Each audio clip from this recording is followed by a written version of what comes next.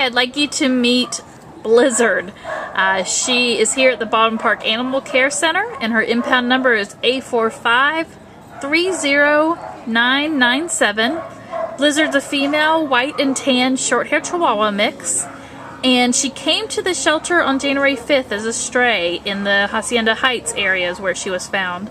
We think she's about a year old, and she has the markings of possibly some albino. She's got bright blue eyes and kind of the pinkish nose and mouth and ears, and she's just beautiful.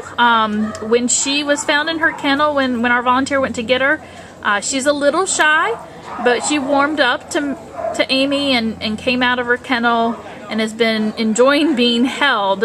She's very curious about the surroundings, but a little bit sensitive to the surroundings, so we're trying to give her some extra care and cuddling time, just to let her know that she's safe. She's very cute. She's got a little bit of an underbite, and you can see, as you see, her ears just are big and they stick up and just highlight her face so beautifully. She's just a great dog. So once she gets to know you, I think her personality will probably blossom when she gets in a home and gets comfortable.